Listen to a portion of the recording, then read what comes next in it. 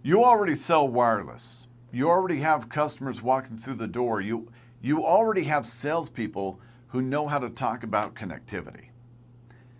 So what happens when you want to add fiber internet?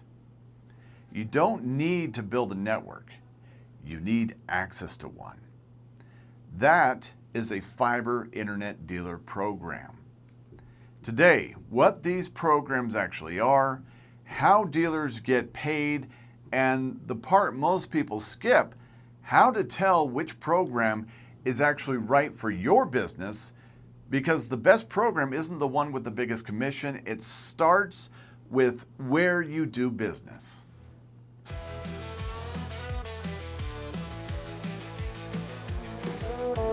The dealer download powered by RS&I.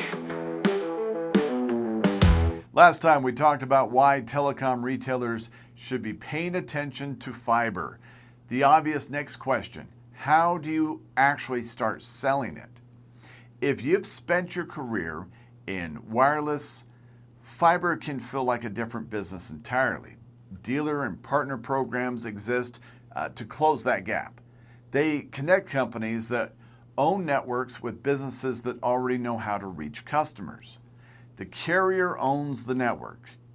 The dealer owns the relationship, and the program connects them. Welcome back to the Dealer Download, powered by RS&I. I'm your host, Michael Shiverdecker. Let's get into it. All right, the first question we need to answer. What is a fiber dealer program? Simple version, it's a partnership that lets an independent business sell fiber internet without owning the network. The interesting part is that everything after that, depending on the program, the carrier or another partner may handle availability, checks, provisioning, installation, billing, and support, leaving the dealer to focus on finding customers and closing the sale. Other programs hand the dealer much more control over the customer relationship. That difference matters because dealer program, agent program, reseller program, and channel partner don't all mean the same thing. AT&T alone runs several different partner models. Verizon structures things differently again for agents, resellers, and all the other partners. Before you compare a single commission rate, you need to know exactly what you're agreeing to. Let's use RS&I and AT&T as an example. RS&I operates as a master sales agent. Through our relationship with AT&T, qualified independent businesses can become authorized dealers and sell AT&T services in approved markets. AT&T owns and operates the network. The authorized dealer sells the service to the customer. And RS&I operates in the middle, helping the dealer get into the program and supporting them once they're there. So imagine you already operate a small chain of telecom stores and want to add AT&T fiber. You apply to become an authorized dealer through RS&I. You went to our website, you clicked the Become a Dealer button, and you filled out the form. We then help you work through the qualification and onboarding process, including the requirements, training, and setup necessary to begin selling. Once you're operating, you have an RS&I area sales manager assigned to help your business grow. You receive ongoing product and program training. There are marketing tools and sales material available to help you promote the service. And you have access to dealer systems for things like reporting and managing of all the commissions. You're still an independent business. It's your business. RS&I isn't running your stores or telling you how to operate your company. It's all yours. What we're doing is we're providing the connection to the carrier programs and the support structure around it. And there is another important part of this example that I'll explain right now. A dealer working with RS&I isn't necessarily limited to fiber. That's just one of many things that you can choose. With AT&T, there can be opportunities for fiber, wireless, and internet air, depending on the program and market. And RS&I works with other providers as well. So if Brightspeed makes more sense in one of your markets, for example, that's another fiber opportunity we can look at. Brightspeed dealers through RS&I receive program training, reporting tools, marketing assistance, and support from area managers as well. That's really what a dealer program looks like in practice. The carrier provides the service. The dealer brings the customer relationship, and an organization like us, like RS&I, helps connect those two sides and gives the dealer the tools and support to actually build a business around it. Here's the second question. Why do carriers even need dealers? Fair question. If a company spends billions building a fiber network, why not just sell it directly? Because building a network and reaching every customer in its footprint are two different problems. A national carrier has brand recognition. A local telecom retailer has something the carrier can't manufacture: existing relationships, conversations your team is already having, customers who have trusted you for years. AT&T has talked publicly about the value of indirect channels. Partners extend reach through relationships and local presence the carrier doesn't necessarily have on its own. That's the trade. The carrier skips rebuilding every local relationship from scratch, and the retailer skips spending billions on infrastructure. Each side brings something the other can't easily replicate. Question 3, the important one. How does the dealer get paid? Here's the part every owner actually wants to know. There's no single compensation model across fiber dealer programs. Some pay a flat commission at activation, some add bonuses or incentives, some, especially business-focused programs, pay residuals, so you keep earning as long as the customer stays active. Some combine all of it. AT&T advertises partner models with both upfront residual options. Other providers build entire programs around monthly recurring commissions. That's attractive, but recurring revenue is not automatic. It's a feature of some programs, not all of them. So don't just ask, what's the commission? Ask when you get paid, what you're paid for, whether it continues after activation, and what you have to keep doing to keep earning it. Let's take a look at how this works in practice. Say you run 5 wireless stores. Rent, manager, salespeople, marketing spend already accounted for, customers already walking in. Now you add fiber. You're not starting a new business, you're adding a new conversation to a business that's already running. A customer comes in for a phone upgrade. Your salesperson checks and finds fiber is available at their address.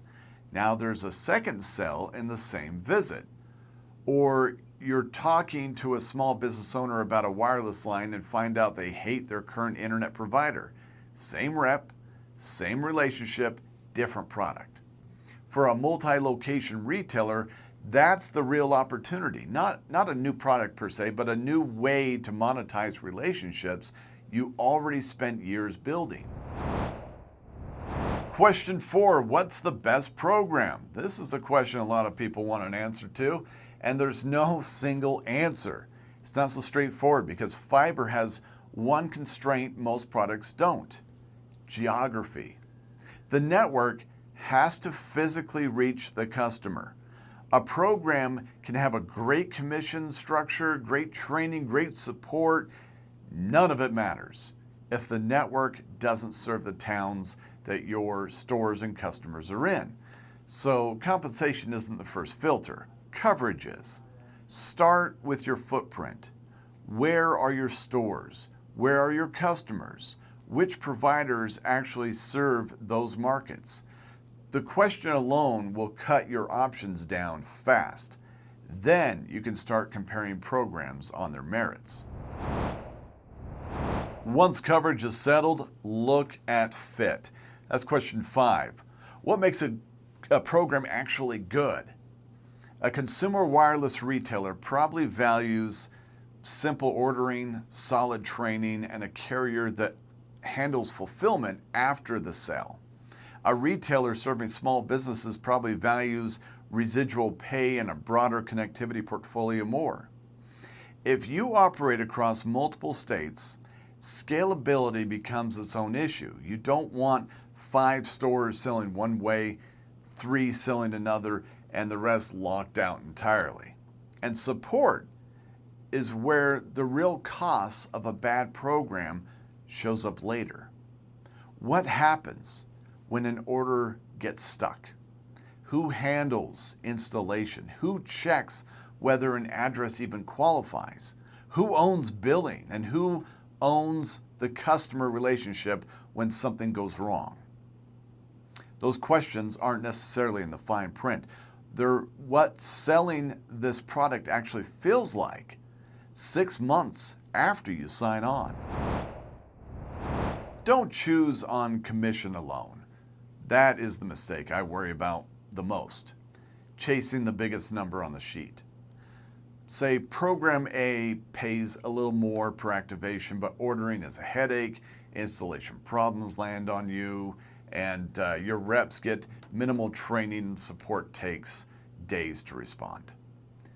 Or program B pays a little less, orders are simple, your team gets trained, customers get installed fast, and there's a real person to call when something breaks.